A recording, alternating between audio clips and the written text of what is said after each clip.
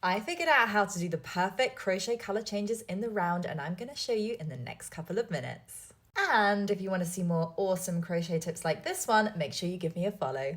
This is how I used to do my crochet color changes. You can see that there's an inaccuracy here.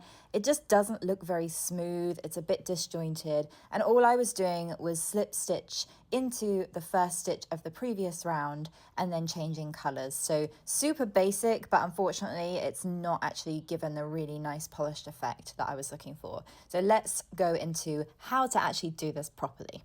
So let's say you've finished your first round and you want to join. So the first bit is super simple. All you need to do is just put your crochet hook through the loop created from the first chains. And then we're going to slip stitch that yarn. So pull that yarn through and slip stitch. Nice and simple. Then grab your scissors and then we're gonna cut around a decent amount off of here because we are going to use that yarn in a little bit to weave it in, and I'm just fastening that yarn off now.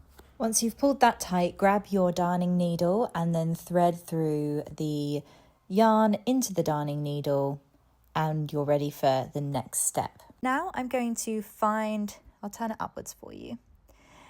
You see this stitch here, this next stitch that we have just crocheted into, you're going to take your needle and go through the back stitch only. So go through that back stitch, you can see there, then turn around to the right and you're going to go through the back into the front here. And then just pull that a little bit tight just to finish that off.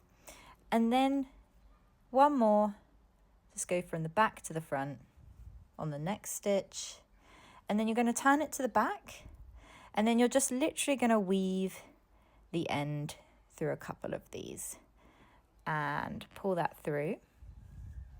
And at that point you can snip that off, make it a little bit tighter. So I'm probably just going to do that for both of those because that's the back. And you can see I've got this nice finished look. And then instead of continuing here, I'm going to move and start somewhere else because I don't want to create this kind of pattern where you start to see a little bit of change here. So I'm going to actually start on the opposite side. I'm probably going to start about here. And all you do is you find your stitch. So I'm going to start with this stitch, I think, here. This stitch. I'm going to put my hook through that stitch, line up my yarn, hook that through. There we go.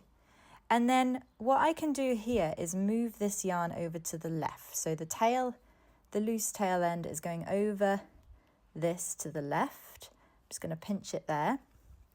And I'm going to pull that a little bit tighter. Now I can do any kind of chains that I need to do for my next round. So in this case, I'm going to do 2 chains.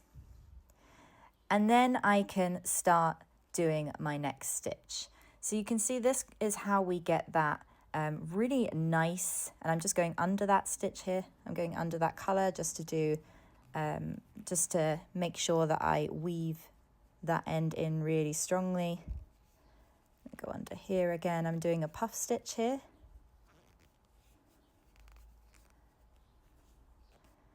And then one more to fasten it off.